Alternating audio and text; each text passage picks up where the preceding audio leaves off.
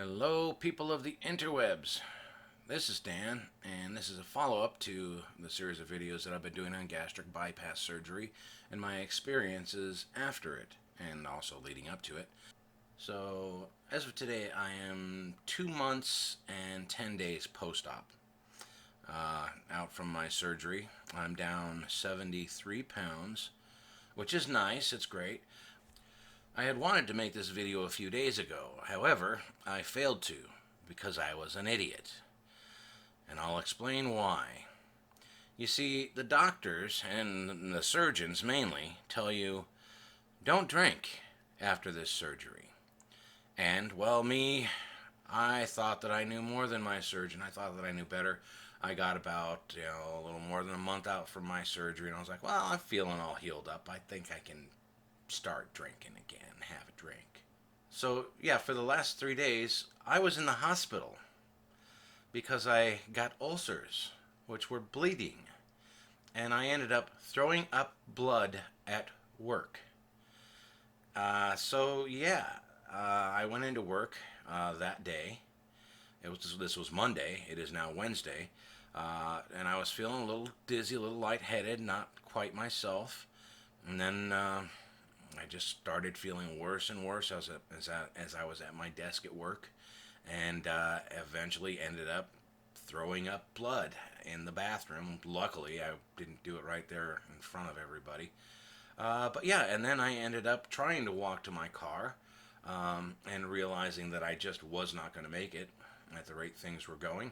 So I ended up calling for an ambulance, and I took an ambulance ride to the hospital, and I spent time there for 3 days. And it's all because I thought I knew more than my surgeon, who has gone to school for 12 years it takes to become a surgeon, something like that. So, yeah, as it turns out, when you have this surgery, the Roux-en-Y surgery, when they make these fixes to your stomach, these lines that they stitch together to make this new little pouch of a stomach of yours, the sites where these stitches are makes your body very prone to ulcers. Now, certain things can exacerbate this. Nicotine is the worst at doing that, but alcohol is another one that can do that. So, learn from me and my mistakes. You don't want to be throwing up blood. That's just not a fun thing. You don't want to end up in the hospital. It's not fun. When you have this surgery, your body is now changed. Your body now sees alcohol as a poison. That's how you have to look at it. If you're drinking alcohol, no matter how much or how little you're drinking, you're slowly poisoning your body, and you might as well go and get something from underneath the kitchen sink and start drinking that instead, because it'll at least speed up the process of getting you to the hospital. For me, it took 3 weeks, and I got to the hospital, and now I'm not going to have a drink ever again, because, I don't want to ever end up in that position again. You know, I have a wife, I have kids, I'd like to keep them, and I'd like to stay around for them, so, yeah. Don't do what I did. Don't drink after you've had this surgery, even if you feel like you're 100% all better, even if you're 2, 10, 15 years down the line. Don't do it. You'll regret it, and it's a very, very uncomfortable thing to go through. So, that's that.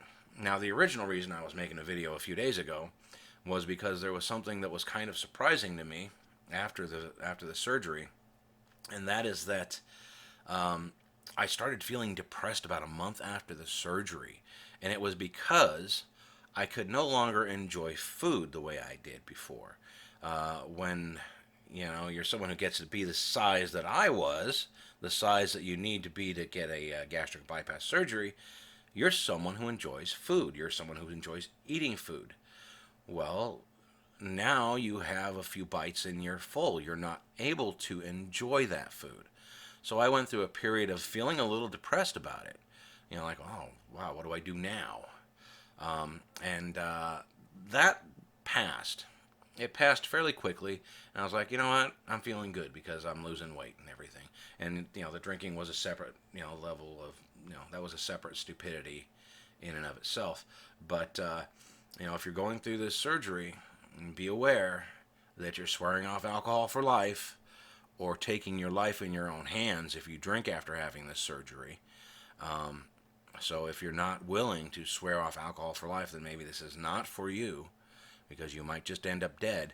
If you're at the point that you're getting the surgery because you're too heavy, then realize that there's a little bit of a dependency there on food that is going to affect you in potentially the weeks and months after your surgery, and you might want to be prepared for that because it wasn't terrible in my instance. I was just like I felt kind of down, but I'm sure it can be worse for other people, so that's something to look out for. Um, but don't be me. Don't be stupid. Listen to your surgeon. Don't drink after this surgery. That is all.